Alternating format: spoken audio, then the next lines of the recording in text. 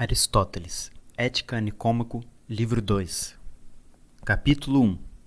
Sendo, pois, de duas espécies a virtude, intelectual e moral, a primeira, por via de regra, gera-se e cresce graças ao ensino. Por isso requer experiência e tempo, enquanto a virtude moral é adquirida em resultado do hábito, donde ter-se formado seu nome por uma pequena modificação da palavra hábito. Por tudo isso, evidencia-se também que nenhuma das virtudes morais surge em nós por natureza. Com efeito, nada do que existe naturalmente pode formar um hábito contrário à sua natureza. Por exemplo, a pedra que por natureza se move para baixo não se pode imprimir o hábito de ir para cima, ainda que tentemos adestrá-la jogando-a 10.000 vezes no ar. Nem se pode habituar o fogo a dirigir-se para baixo, nem qualquer coisa que por natureza se comporte de certa maneira a comportar-se de outra. Não é, pois, por natureza, nem contrariando a natureza, que as virtudes se geram em nós. Diga-se antes que somos adaptados por natureza a recebê-las, e nos tornamos perfeitos pelo hábito. Por outro lado, de todas as coisas que nos vêm por natureza, primeiro adquirimos a potência, e mais tarde exteriorizamos os atos.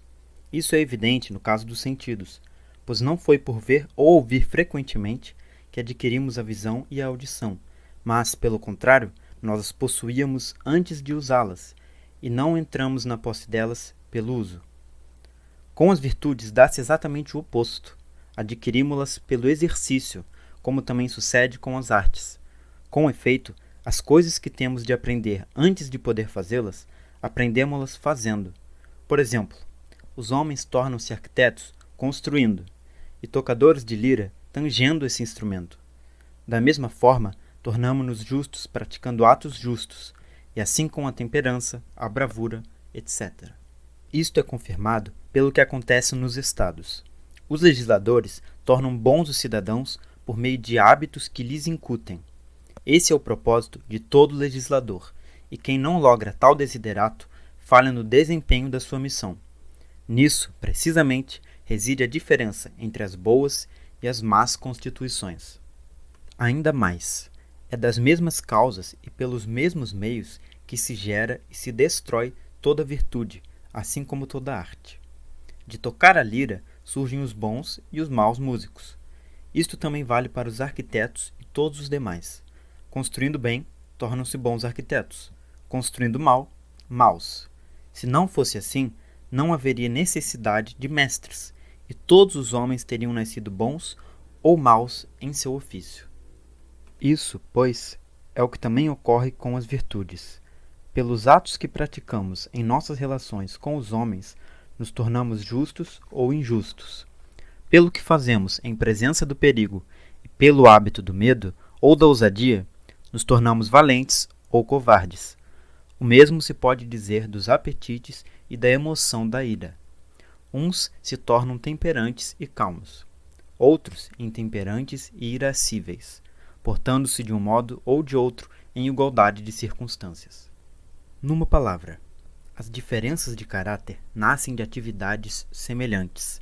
É preciso, pois, atentar para a qualidade dos atos que praticamos, porquanto da sua diferença se pode aquilatar a diferença de caracteres. E não é coisa de somenos que desde a nossa juventude nos habituemos desta ou daquela maneira. Tem, pelo contrário, imensa importância, ou melhor, tudo depende disso. Capítulo 2. Uma vez que a presente investigação não visa o conhecimento teórico como as outras, porque não investigamos para saber o que é a virtude, mas a fim de nos tornarmos bons, do contrário, o nosso estudo seria inútil. Devemos examinar agora a natureza dos atos, isto é, como devemos praticá-los, pois que, como dissemos, eles determinam a natureza dos estados de caráter que daí surgem. Ora, que devemos agir de acordo com a regra justa é um princípio comumente aceito, que nós encaparemos. Mais tarde, havemos de nos ocupar dele, examinando o que seja a regra justa e como se relaciona com as outras virtudes. Uma coisa, porém, deve ser assentada de antemão, e é que todo esse tratamento de assuntos de conduta se fará em linhas gerais e não de maneira precisa. Desde o princípio, fizemos ver que as explicações que buscamos devem estar de acordo com os respectivos assuntos. Tal como se passa no que se refere à saúde, as questões de conduta e do que é bom para nós não têm nenhuma fixidez. Sendo essa a natureza da explicação geral, a dos casos particulares será ainda mais carente de exatidão, pois não há arte ou preceito que os abranja a todos, mas as próprias pessoas atuantes devem considerar, em cada caso, o que é mais apropriado à ocasião, como também sucede na arte da navegação e na medicina. Mas, embora o nosso tratado seja desta natureza, devemos prestar tanto serviço quanto for possível.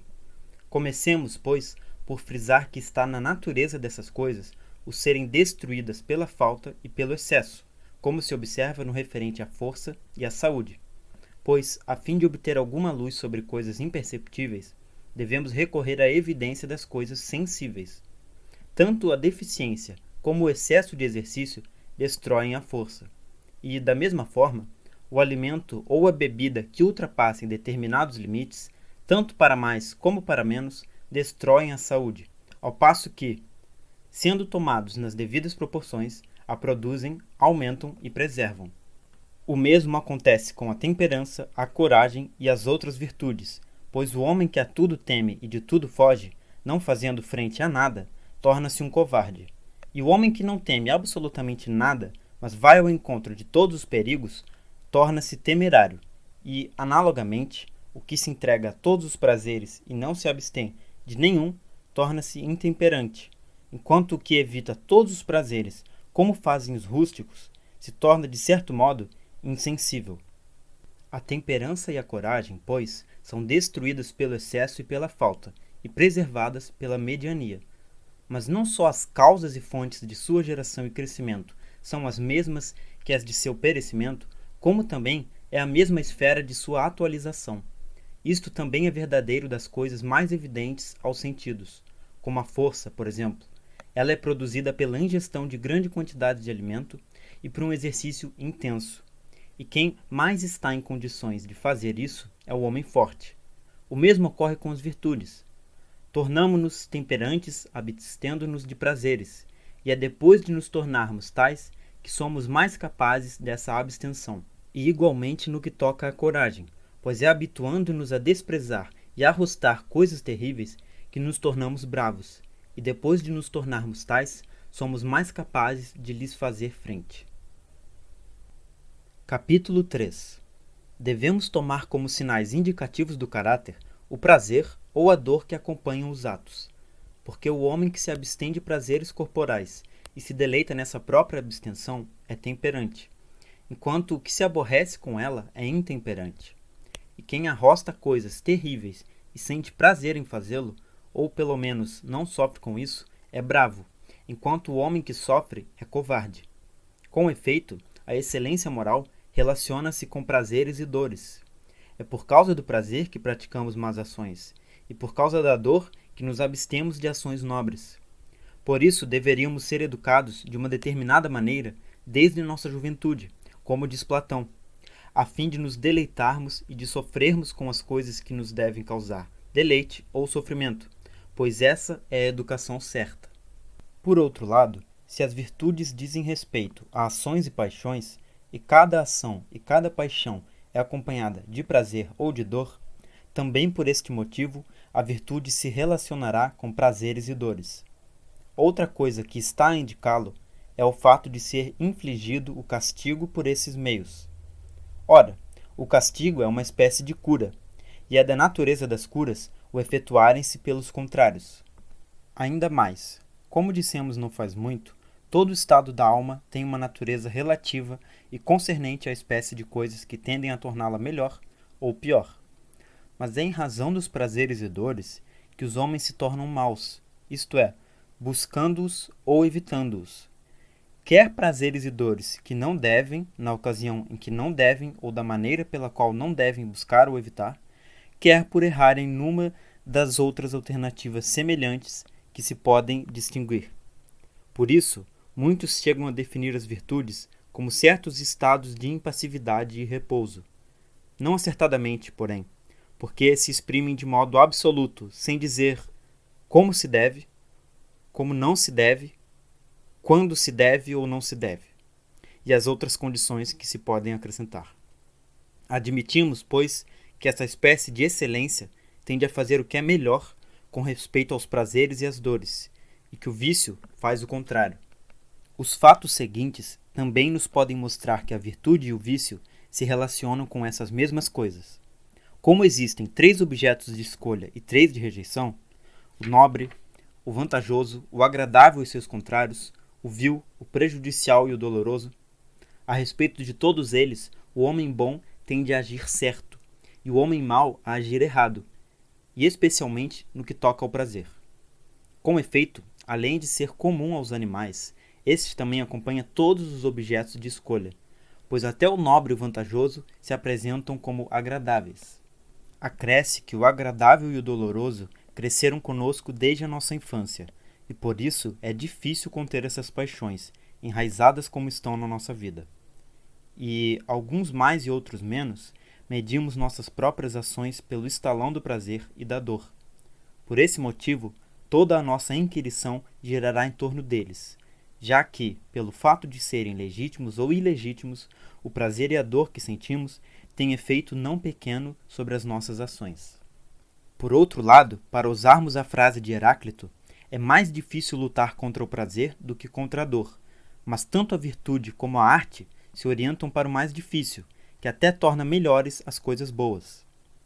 Essa é também a razão porque tanto a virtude como a ciência política giram sempre em torno de prazeres e dores, de vez que o homem que lhes der bom uso será bom, e que lhes der mau uso será mau.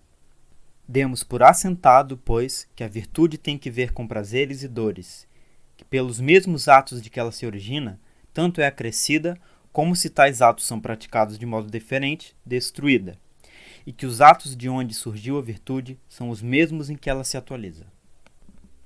Capítulo 4. Alguém poderia perguntar que entendemos nós ao declarar que devemos tornar-nos justos praticando atos justos e temperantes praticando atos temperantes, porque se um homem pratica tais atos é que já possui essas virtudes.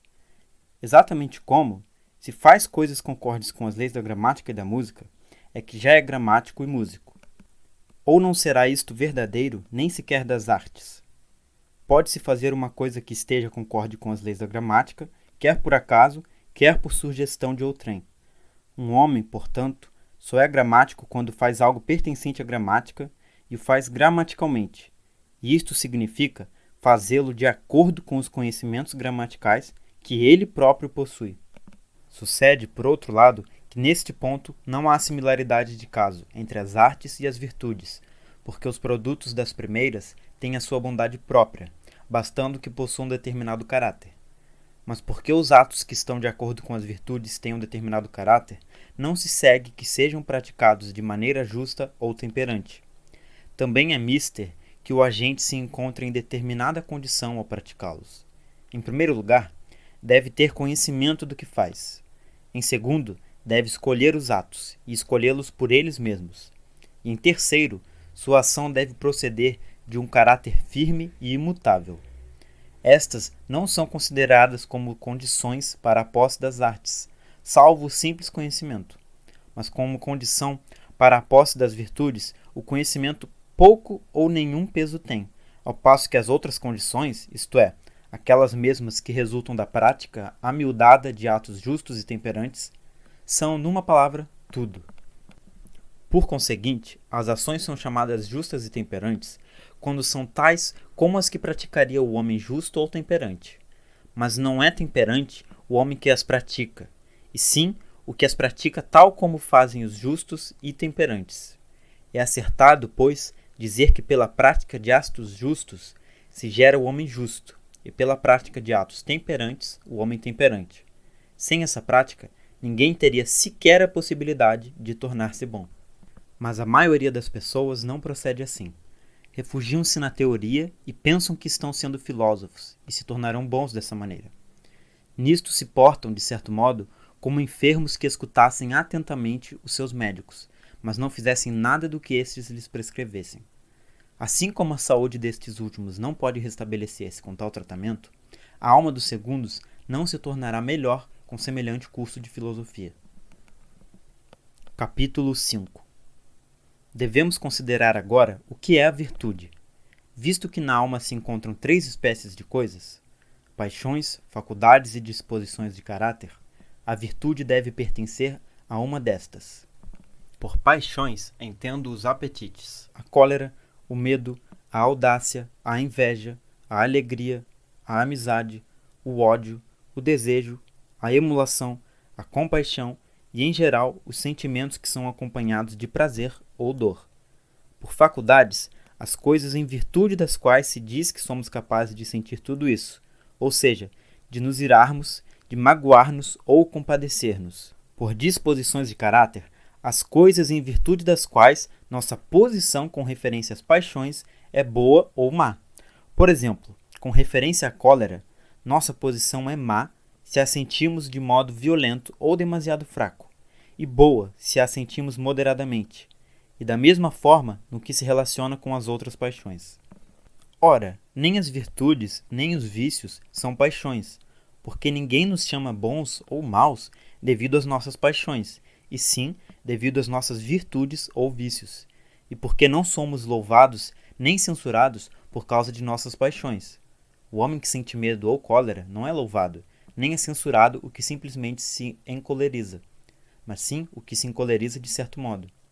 Mas pelas nossas virtudes e vícios somos efetivamente louvados e censurados. Por outro lado, sentimos cólera e medo sem nenhuma escolha de nossa parte. Mas as virtudes são modalidades de escolha, ou envolvem escolha. Além disso, com respeito às paixões, se diz que somos movidos, mas com respeito às virtudes e aos vícios, não se diz que somos movidos, e sim que temos tal ou tal disposição. Por essas mesmas razões, também não são faculdades, porquanto ninguém nos chama bons ou maus, nem nos louva ou censura pela simples capacidade de sentir as paixões. Acresce que possuímos as faculdades por natureza, mas não nos tornamos bons ou maus por natureza. Já falamos disto acima. Por conseguinte, se as virtudes não são paixões nem faculdades, só resta uma alternativa, a de que sejam disposições de caráter. Mostramos, assim, o que é a virtude com respeito ao seu gênero. Capítulo 6. Não basta, contudo, definir a virtude como uma disposição de caráter. Cumpre dizer que espécie de disposição é ela. Observemos, pois, que toda virtude ou excelência não só coloca em boa condição a coisa de que é a excelência, como também faz com que a função dessa coisa seja bem desempenhada. Por exemplo, a excelência do olho torna bons tanto o olho como a sua função, pois é graças à excelência do olho que vemos bem. Analogamente, a excelência de um cavalo tanto o torna bom em si mesmo, como bom na corrida, em carregar o seu cavaleiro e em aguardar de pé, firme, o ataque do inimigo. Portanto, se isto vale para todos os casos, a virtude do homem também será a disposição de caráter que o torna bom e que o faz desempenhar bem a sua função. Como isso vem a suceder, já o explicamos atrás, mas a seguinte consideração da natureza específica da virtude lançará nova luz sobre o assunto. Em tudo que é contínuo e divisível, pode-se tomar mais, menos ou uma quantidade igual, e isso quer em termos da própria coisa, quer relativamente a nós. E o igual é um meio termo entre o excesso e a falta. Por meio termo no objeto, entendo aquilo que é equidistante de ambos os extremos, e que é um só e o mesmo para todos os homens. E meio termo relativamente a nós, o que não é nem demasiado, nem demasiadamente pouco, e este não é um só e o mesmo para todos. Por exemplo, se 10 é demais e 2 é pouco, 6 é o meio termo, considerado em função do objeto, porque excede e é excedido por uma quantidade igual. Esse número é intermediário de acordo com uma proporção aritmética. Mas o meio termo relativamente a nós não deve ser considerado assim. Se 10 libras é demais para uma determinada pessoa comer e 2 libras é demasiadamente pouco, não se segue daí que o treinador prescreverá 6 libras, porque isso também é, talvez, demasiado para a pessoa que deve comê-lo, ou demasiadamente pouco. Demasiadamente pouco para Milo e demasiado para o atleta principiante. O mesmo se aplica à corrida e à luta. Assim, um mestre em qualquer arte evita o excesso e a falta, buscando o meio termo e escolhendo-o. O meio termo não no objeto, mas relativamente a nós. Se é assim, pois, que cada arte realiza bem o seu trabalho, tendo diante dos olhos o meio termo e julgando suas obras por esse padrão, e por isso dizemos muitas vezes que as boas obras de arte não é possível tirar nem acrescentar nada, subentendendo que o excesso e a falta destroem a excelência dessas obras, enquanto o meio termo a preserva, e para este, como dissemos, se voltam os artistas no seu trabalho. E se, ademais disso, a virtude é mais exata e melhor que qualquer arte, como também o é a natureza, segue-se que a virtude deve ter o atributo de visar ao meio termo. Refiro-me à virtude moral, pois é ela que diz respeito às paixões e ações, nas quais existe excesso, carência e um meio termo. Por exemplo, tanto o medo como a confiança, o apetite, a ira, a compaixão e, em geral, o prazer e a dor podem ser sentidos em excesso ou em grau insuficiente. E, num caso como no outro, isso é um mal. Mas senti-los na ocasião apropriada, com referência aos objetos apropriados, para com as pessoas apropriadas, pelo motivo e da maneira conveniente, nisso consistem o meio termo e a excelência característicos da virtude. Analogamente, no que tange às ações, também existe excesso, carência e um meio termo. Ora, a virtude diz respeito às paixões e ações em que o excesso é uma forma de erro, assim como a carência, ao passo que o meio termo é uma forma de acerto digna de louvor. E acertar e ser louvada são características da virtude. Em conclusão, a virtude é uma espécie de mediania, já que, como vimos, ela põe a sua mira no meio termo.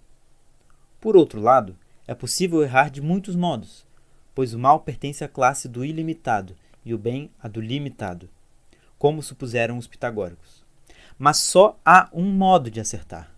Por isso, o primeiro é fácil e o segundo difícil. Fácil errar a mira, difícil atingir o alvo. Pelas mesmas razões, o excesso e a falta são característicos do vício e a mediania da virtude. Pois os homens são bons de um modo só e maus de muitos modos. A virtude é, pois, uma disposição de caráter relacionada com a escolha e consistente numa mediania, isto é, a mediania relativa a nós, a qual é determinada por um princípio racional próprio do homem dotado de sabedoria prática, e é um meio termo entre dois vícios, um por excesso e outro por falta, pois que, enquanto os vícios ou vão muito longe ou ficam aquém do que é conveniente no tocante às ações e paixões, a virtude encontra e escolhe o meio termo. E assim, no que toca à sua substância e à definição que lhe estabelece a essência, a virtude é uma mediania. Com referência ao sumo bem e ao mais justo, é, porém, um extremo. Mas nem toda ação e paixão admite um meio termo, pois algumas têm nomes que já de si mesmos implicam maldade, como o despeito, o despudor, a inveja, e no campo das ações, o adultério, o furto, o assassínio. Todas essas coisas e outras semelhantes implicam, nos próprios nomes, que são más em si mesmas, e não o seu excesso ou deficiência.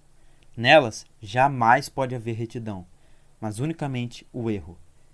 E no que se refere a essas coisas, tampouco a bondade ou maldade dependem de cometer adultério com a mulher apropriada, na ocasião e da maneira convenientes, mas fazer simplesmente qualquer delas é um mal. Igualmente absurdo seria buscar um meio termo, um excesso e uma falta, em atos injustos, covardes ou libidinosos, porque assim haveria um meio termo do excesso e da carência, um excesso de excesso e uma carência de carência. Mas, do mesmo modo que não existe excesso nem carência de temperança e de coragem, pois o que é intermediário também é, noutro sentido, um extremo, também das ações que mencionamos não há meio termo, nem excesso, nem falta, porque, de qualquer forma que sejam praticadas, são más. Em suma, do excesso ou da falta não há meio termo, como também não há excesso ou falta de meio termo. Capítulo 7. Não devemos, porém, contentar-nos com esta exposição geral. É mister aplicá-la também aos fatos individuais.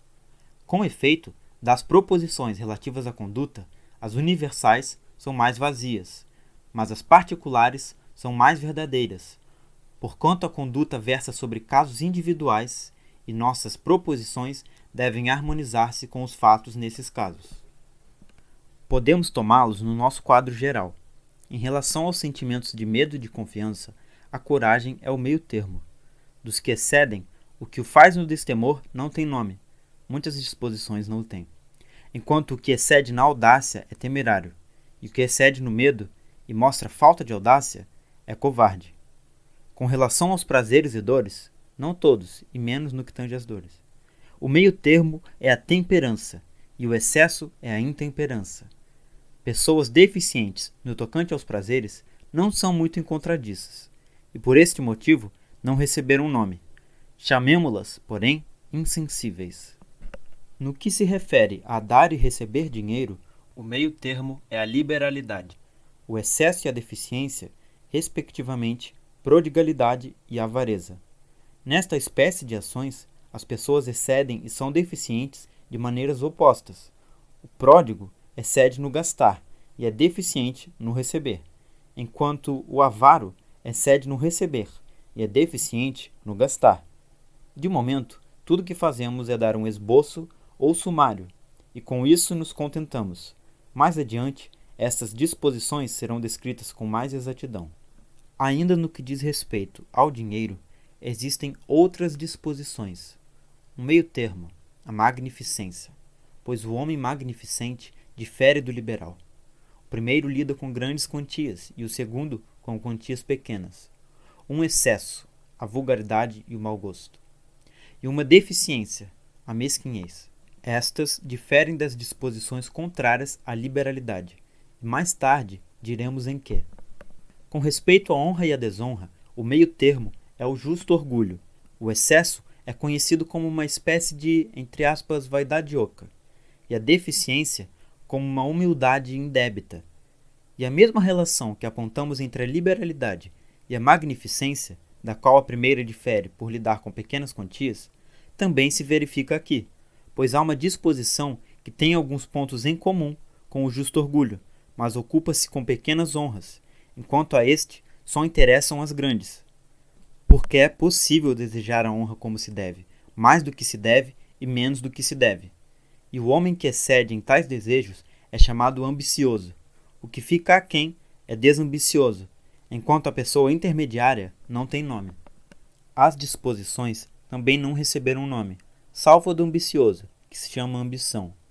Por isso, as pessoas que se encontram nos extremos arrogam-se a posição intermediária, e nós mesmos, às vezes, chamamos as pessoas intermediárias de ambiciosas e outras vezes de desambiciosas, e ora louvamos a primeira disposição, ora a segunda. A razão disso será dada mais adiante. Agora, porém, falemos sobre as demais disposições, de acordo com o método indicado.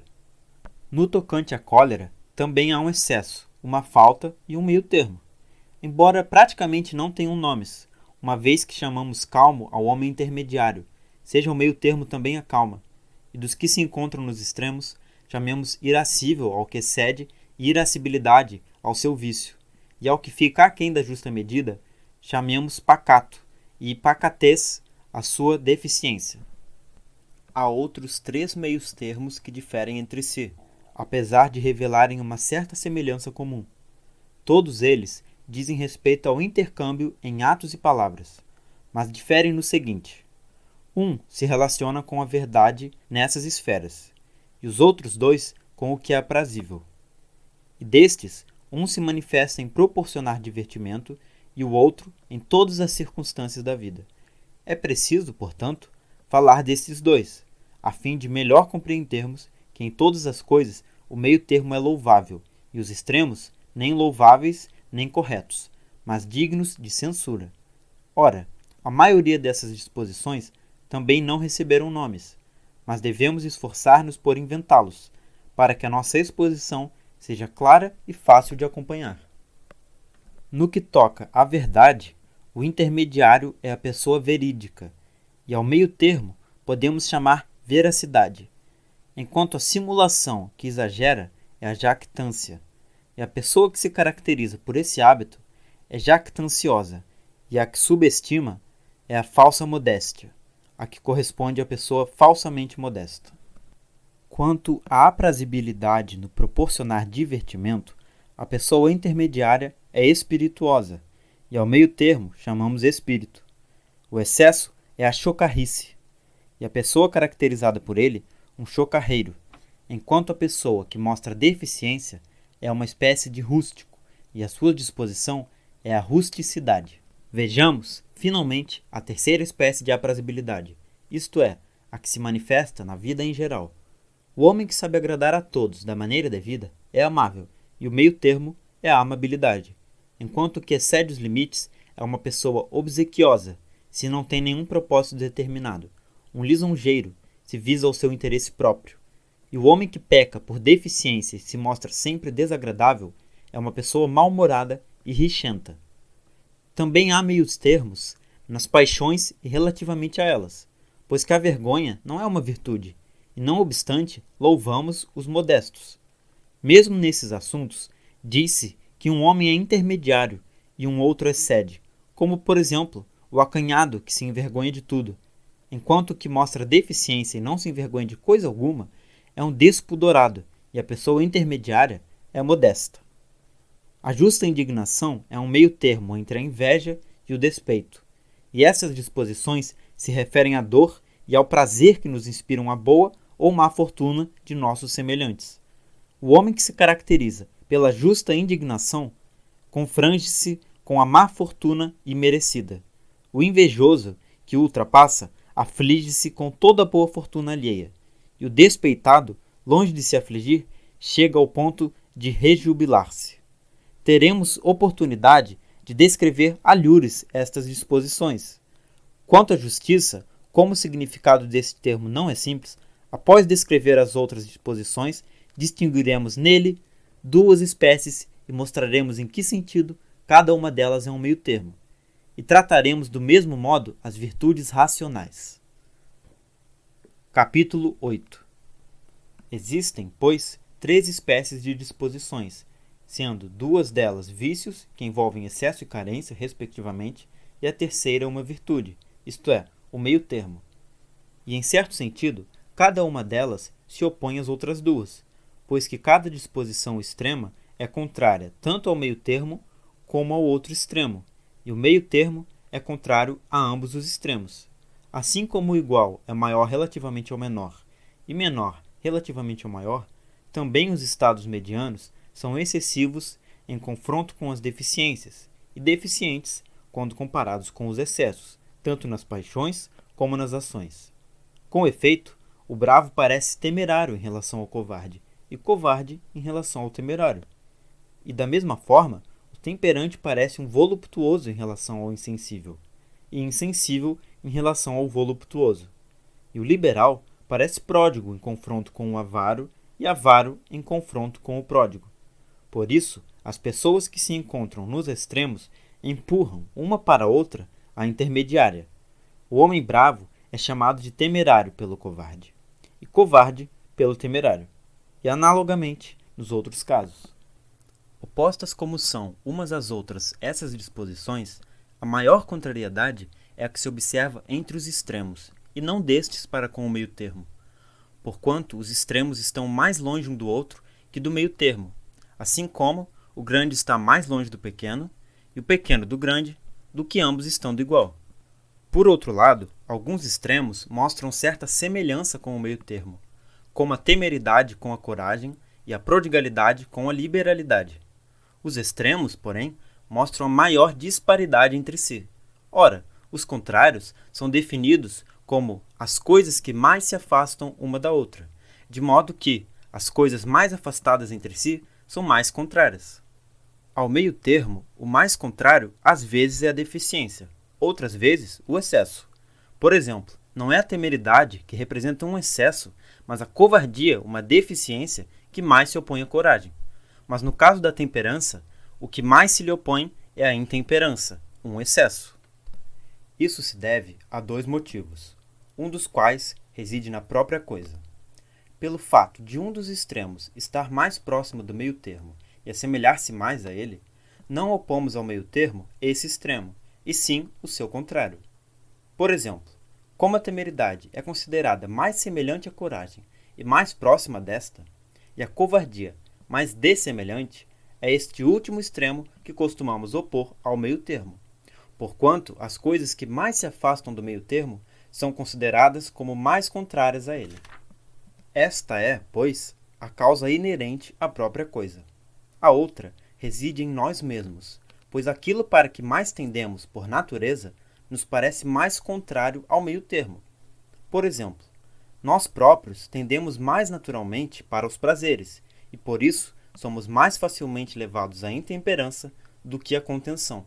Daí dizermos, mais contrários ao meio-termo, aqueles extremos a que nos deixamos arrastar com mais frequência. E por isso, a intemperança, que é um excesso, é mais contrária à temperança. Capítulo 9. Está, pois, suficientemente esclarecido que a virtude moral é um meio-termo, e em que sentido devemos entender esta expressão, e que é um meio-termo entre dois vícios, um dos quais envolve excesso, e o outro deficiência, e isso porque a sua natureza é visar a mediania nas paixões e nos atos. Do que acabamos de dizer, segue-se que não é fácil ser bom, pois em todas as coisas é difícil encontrar o meio-termo. Por exemplo, encontrar o meio de um círculo não é para qualquer um, mas só para aquele que sabe fazê-lo. E do mesmo modo, qualquer um pode encolerizar-se, dar ou gastar dinheiro. Isso é fácil, mas fazê-lo à pessoa que convém, na medida, na ocasião, pelo motivo e da maneira que convém, eis o que não é para qualquer um e tão pouco fácil. Por isso, a bondade tanto é rara como nobre e louvável. Por conseguinte, quem visa o meio-termo deve primeiro afastar-se do que lhe é mais contrário, como aconselha Calipso. Abre aspas. Passa ao largo de tal ressaca e de tal surriada. Fecha aspas. Com efeito, dos extremos, um é mais errôneo e o outro menos. Portanto, como acertar no meio-termo é extraordinariamente difícil, devemos contentar-nos com o menor dos males, como se costuma dizer. E a melhor maneira de fazê-lo é a que descrevemos. Mas devemos considerar as coisas para as quais nós próprios somos facilmente arrastados, porque um pende numa direção e outro em outra. E isso se pode reconhecer pelo prazer e pela dor que sentimos. É preciso forçar-nos a ir na direção do extremo contrário, porque chegaremos ao estado intermediário afastando-nos o mais que pudermos do erro, como procedem aqueles que procuram endireitar varas tortas.